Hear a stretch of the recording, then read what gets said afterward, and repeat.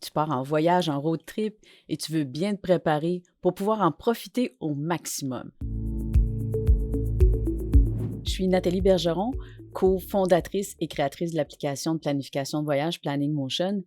Dans cette vidéo, on va voir ensemble comment, en utilisant la carte et le calendrier de l'application, on peut facilement et simplement préparer son road trip et on va aussi voir comment préparer ses applications mobiles de son téléphone pour naviguer vers nos destinations, même si on prévoit pas avoir accès à Internet pendant toute la durée du voyage. Avec les outils de planification de Planning Motion, préparer un voyage devient simple, même agréable.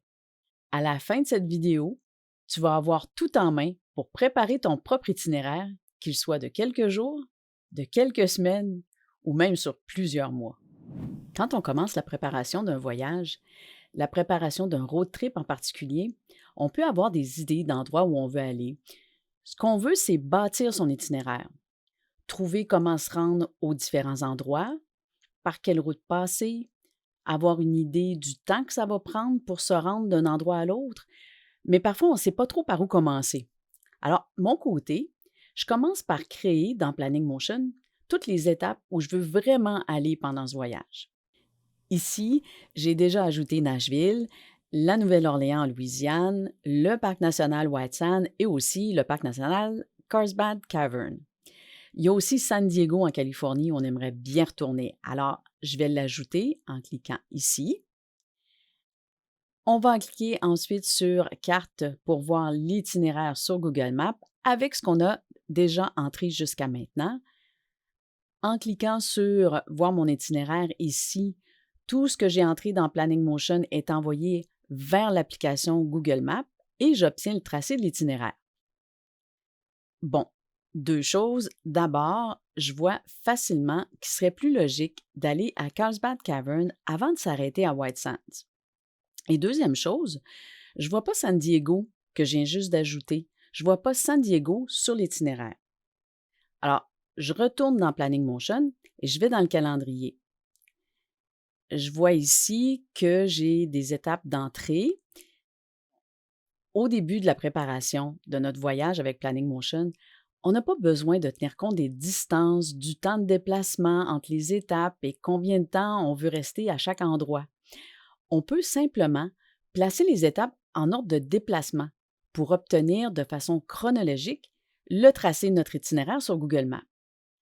Donc, on a dit qu'on voulait aller à Carlsbad Cavern avant White Sand. Alors, je les déplace simplement dans le calendrier, comme ça. Maintenant, on va s'occuper de San Diego. Je peux double-cliquer sur San Diego dans le calendrier pour me rendre à la liste des étapes directement à l'étape San Diego. Planning Motion envoie à Google Maps ce qui est inscrit ici. J'avais laissé cette case vide, je n'y avais rien inscrit. C'est pourquoi mon étape n'est pas encore sur mon itinéraire dans Google Maps. Alors, j'écris San Diego et aussi je précise Californie. C'est important d'aider Google Maps à reconnaître les endroits dont il s'agit. Ce que je veux dire, c'est qu'on veut aller à San Diego en Californie, mais il existe aussi un San Diego au Texas et je sais qu'il y en a un aussi au Mexique. Alors, pour que Google Maps indique le bon endroit dans le tracé de l'itinéraire, je précise que c'est San Diego, Californie. Alors, je retourne dans la page des cartes, je sélectionne Itinéraire Google Maps et ce que je viens de changer dans le calendrier a été évidemment aussi changé ici dans la liste. Voir mon itinéraire et j'obtiens mon nouvel itinéraire avec l'inversion de Carlsbad Cavern et White Sand et aussi l'ajout de San Diego en Californie. En plus du nom de la ville ou l'adresse pour notre itinéraire dans Google Maps, on peut aussi inscrire dans Planning Motion les coordonnées GPS. Dans Google Maps, je clique à droite pour copier la coordonnée GPS et dans Planning Motion, je la colle ici, dans cette case. Entrer les coordonnées GPS au fur et à mesure, ça va nous servir lorsqu'on va vouloir transférer notre planification sur nos appareils mobiles pour y avoir accès sur des applications comme Google Maps ou Maps.me, ce qui va être vraiment génial en voyage. On va y revenir dans quelques minutes. Avant, je veux ajouter une autre étape, Bryce Canyon. On sait déjà qu'on veut s'y rendre à un moment précis de notre voyage. On va attendre au mois d'avril pour y aller, attendre que la neige ait fondu et en avril, il n'y aura pas encore trop de monde, on va être encore en basse saison. Alors, dans le calendrier de Planning Motion, je sélectionne une date en avril, pas obligé d'être très précis pour le moment. J'ajoute Bryce Canyon, ici, ce qui va être transféré dans Google Maps. J'inscris Bryce Canyon, Utah. Je retourne dans la page des cartes pour demander le nouvel itinéraire à jour avec cet ajout de Bryce Canyon. Et j'en profite pour copier la coordonnée GPS et l'ajouter à mon étape Bryce Canyon dans Planning Motion. L'application Google Maps nous donne énormément d'informations qui vont nous aider à bâtir notre itinéraire. Dans le bas de la colonne de gauche, à la suite de la liste des étapes, on peut cliquer sur Détails et Google Maps nous donne les distances et l'estimation de la durée du trajet entre chacune des étapes. Ici, entre Québec et Nashville, il y a un peu plus de 2000 km. Avec cette information, je retourne dans le calendrier de Planning Motion et je peux commencer à déplacer mes étapes ou plutôt commencer à placer dans le calendrier les principales étapes de mon voyage. Pour Nashville, selon la distance qu'on veut parcourir en une journée, on peut se donner une semaine pour s'y rendre ou seulement 3-4 jours. Pour ça, il n'y a pas de bonne ou de mauvaise façon de faire. Il y a seulement ce qui fonctionne pour toi. Ça dépend de chacun et du rythme de voyage qu'on veut avoir. Et Planning Motion nous permet de le faire, nous permet de faire ça comme on veut. Avec les étapes, le calendrier et Google Maps, on peut créer son itinéraire et voir ce qui est possible de parcourir pendant la période où on prévoit être sur la route. Je peux commencer à peaufiner mon itinéraire, ajouter des hébergements, des endroits où dormir, des activités, des arrêts entre 2 étapes. Je peux ajouter toutes les informations que je veux facilement retrouver en voyage. Je peux commencer par préparer les étapes où je vais au milieu de mon voyage, ou encore, je peux préparer la fin du voyage en premier pour revenir à la préparation du début du voyage plus tard. C'est vraiment comme on veut. Et si, après avoir pas mal planifié ton voyage, tu décides de retarder la date du départ, l'outil de changement de date de Planning Motion vient vraiment te simplifier la vie. En changeant la date de début du voyage, l'outil de changement de date permet de choisir si on veut changer également les dates de toutes les étapes du voyage. Et automatiquement, toutes les dates des étapes ont aussi été changées pour conserver la même chronologie, mais avec la nouvelle date de départ. Il faut voir Planning Motion comme une boîte d'outils qu'on utilise ou pas selon la façon d'envisager notre voyage. On a vu le calendrier, la carte, tout ce qu'on peut ajouter à notre planification comme les étapes, les arrêts, les hébergements, les activités. On a vu l'outil de changement de date. Il y a aussi les avertissements, le suivi du budget dans la page de dépenses avec conversion de devises, les statuts de planification pour savoir où on en est dans notre planification et aussi le calepin. Le calepin, c'est un endroit dans Planning Motion où on peut noter les informations qu'on veut conserver pour plus tard et surtout pouvoir facilement les retrouver quand on va en avoir besoin.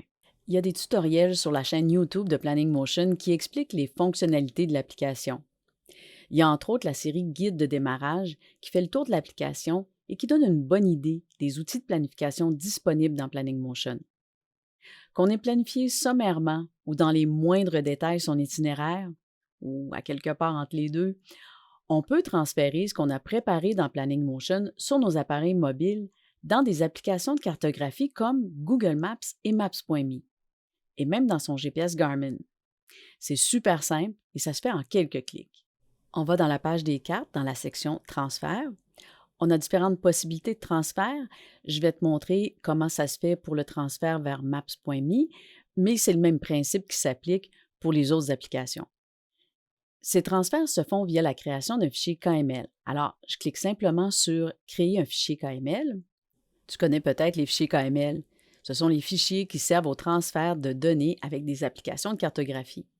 Si c'est la première fois que tu entends parler des fichiers KML, que tu n'as aucune idée de quoi je parle, c'est pas grave. Je vais te montrer comment faire. Il faut juste créer le fichier et en fait, ça, c'est Planning Motion qui s'en occupe. et ensuite, on l'importe simplement dans l'application cartographie.